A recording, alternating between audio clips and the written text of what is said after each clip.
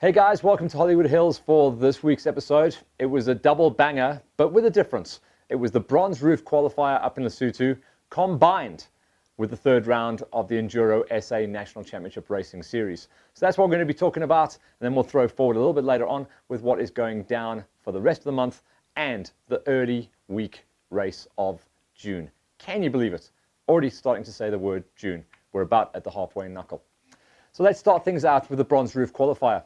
Big story about this year is under new management. Live Lesotho under the guidance of Charon Moore. Now Charon's got a ton of experience. He's raced pretty much everything out there across the board of motocross, enduro, off-road, GXCC, and with a spattering of international experience as well from ISDE days as well. So he's still quite a young dude, but he's got a lot of experience, and everyone was pumped about him setting up shop here and running not just this year and not just 3 rounds of racing this year, but also on a 4, possibly 5 or 6 year contract. So the roof is in good shape. The Bronze Roof qualifier, slightly different format to what we've seen in the past. It used to be 300 places open and 150 seats available for the big show. This time around, it was a time bar scenario. So everyone who went up there and made time bar gets their seats at the table, and that was the big story. So slightly different feeling as well, and it seemed to take a lot of pressure off the riders.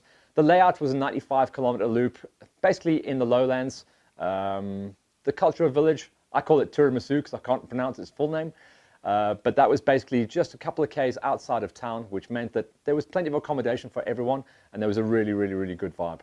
95-kilometer loop took you about 58 kilometers to get to Bushmans, and that was going to be the refuel. If you made Bushmans by 2 o'clock, then you had plenty of time to make it home. So the majority of riders, barring the guys that had failures in mechanicals, did make it through. And you could see the feedback when the guys came in. It was cool.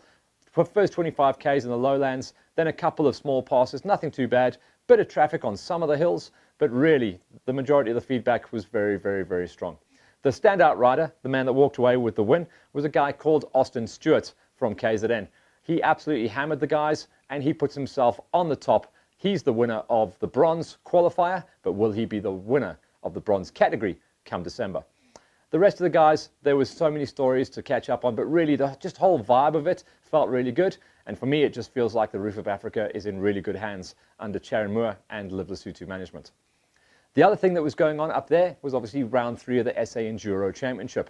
Round 3, because round 1 was in KZN, round 2 was just a couple of weeks back in Pisankloof, just outside of Pretoria.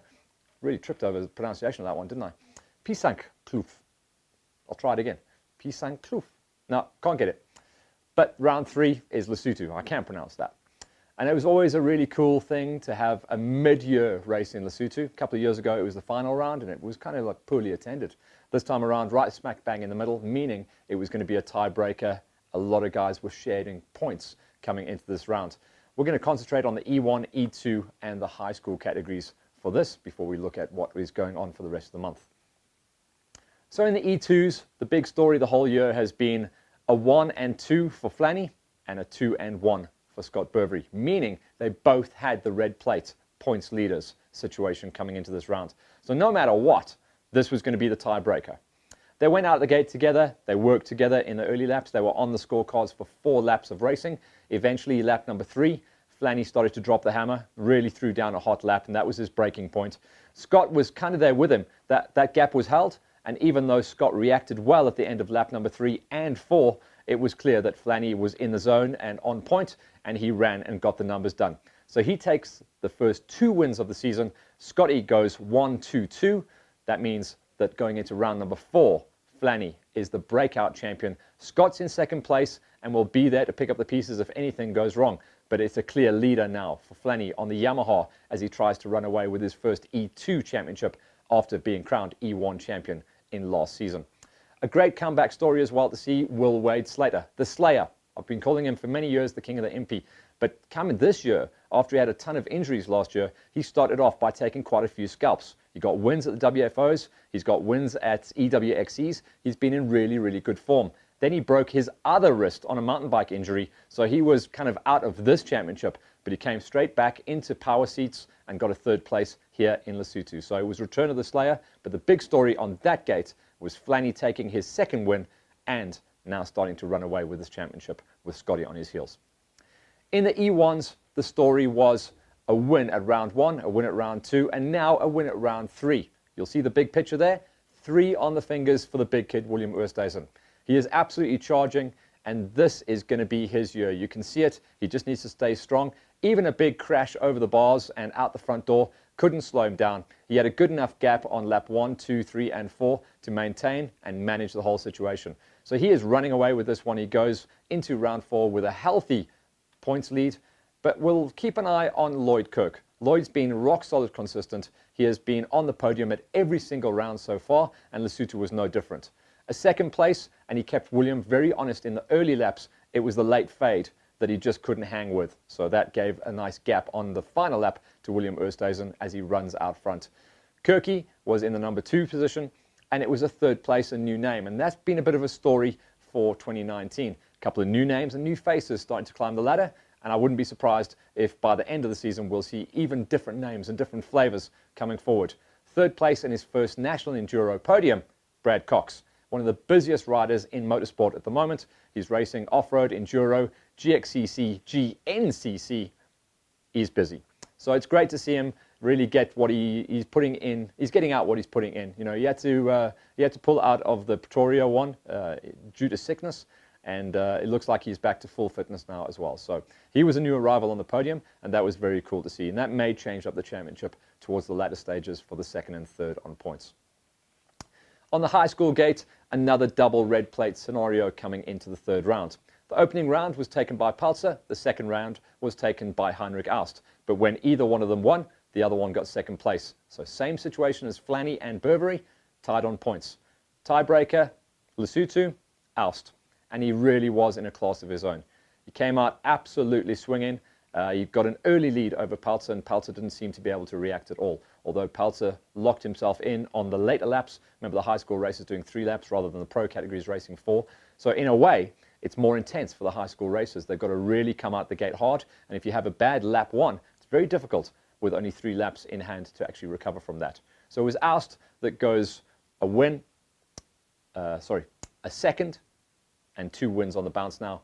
He goes forward into the rest of the year as the points leader. He is the clear red plate right now, heading into round number 4. Paltzer's solid. He's got number 2 wrapped up at the moment. He can also pick up the pieces if anything goes wrong with Aust. And then it was Ryan Sequeira that gets onto the box as well. So Sequeira is starting to build momentum and get a good pace going for his championship hustle.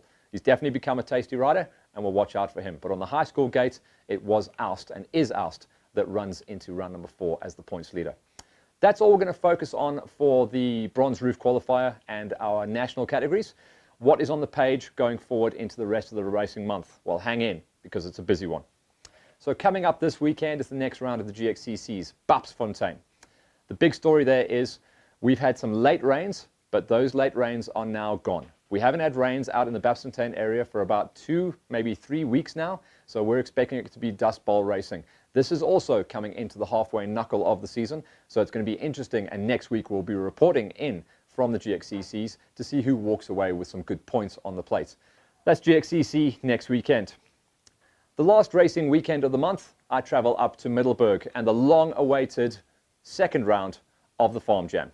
Farm Jam is going to be fun for us as well. The way that they graded and kind of opened up the track from the first round, which was way back at the beginning of March, we got really solid feedback. So there's been a big gap before we go forward into, just to find a gap in the calendar, to be honest, into round number 2. But we're expecting to see some good numbers coming just after the GXCCs. Might be in effect, but we'll keep an eye and see what it's going to be like. Hollywood's going to be up there, so I'll definitely bring you back some feedback and tell you what went down. The Vans Racing guys also had their little junior development squad racing this weekend out at Smoking Pistons on the 50cc's, and that was very cool to see all the kids that are actually looked after by Vans Racing. So you had Derek Milan, you had John Luke van der Westhuizen, you had Gabby Daly and Morgan Daly going out and representing for Vans and for moms and dads, making them nice and proud. So that's very cool to see. Of course, Vans being one of our sponsors, so we like to see that little bit of junior development. What else went down this weekend? Our friends over at 421 Racing, Gideon, Brian, David Stradom and Marty, they all rolled up to the Africa Off-Road event at Corsica, the event that was delayed a couple of weeks back because of Swamp Town Racing. This time around, unfortunately, we can't report back on them dominating at the top of the podium. This time, it was mechanical gremlins that is the big feature. Both Gideon and David, their engines let go in spectacular fashion. And it couldn't happen at a worse time, because now they've got a very short 5-day turnaround to try and get something on their machines. It's going to be interesting. The knuckles are going to be bleeding, the spanners are going to be spinning. So we'll keep an eye on what actually is going to be hanging in the frames of Gideon and David. It's going to be very interesting as they go forward into the GXCCs this weekend. We wish our good buds the best of luck, and yeah, they'll probably need one of my famous cups of coffee just to keep them going. But that was a big situation that unfolded, and the timing could not be worse. Good luck, guys. We'll see you at GXCCs. We spoke about Farm Jam coming up in 2 weeks' time. Well, straight after that, we tip a toe, literally on the 1st of June, into the halfway knuckle of the season. We get into June, and we get into the 3rd round of the 424 Cross Country Championship Racing Series. Quite a fun one this time around, and you'll see on the calendar that also marks the 3rd round, which is the halfway knuckle for their championship. We've seen some good development. The first round was a little bit rocky, a little bit open grass. The second round, much more fun and much better feedback and good numbers on the page. The 3rd round goes back to a classic race venue where it all began, and it was the host venue for the Ride for Damien events, Verena and the Herzog Farm. So this is going to be a real good flow. It's got a nice mixture of flatlands, wetlands, grasslands, a little bit of twin spur road, a little bit of copies, and it really should be pretty much something for everyone out there. I've got some of the old pictures from the previous events, so you'll get a look and a feel of what it looks like and what it feels like, but we are expecting to see a real good flow. As far as everything that's going to be up there for you guys, in the pits, there's going to be VIP toilets, there's going to be catering, full timing from race time, as well as full medical. So if you guys are worried that you're not going to get everything because it's just one of these farm races, don't worry. Everything is taken care of, and they are turning into real spectacular events. So that's what we're looking at. So this weekend, we go forward into GXCCs, straight from there into Farm Jam, straight from there into 424. It's going to be absolutely epic. I'm going to sign off by saying, once again, well done to Charon and the Live Lesotho crew. It's been a spectacular weekend up in Lesotho for us, and great to see all those bronzies get their qualifying done and dusted out the way. 6 months of training, guys, get it locked and loaded, and all of the national category racers who started to kind of get a grip on their championship. It looked really good coming out of their 3rd round. Stay with us next week as we report back for GXCC's Bapsfontein.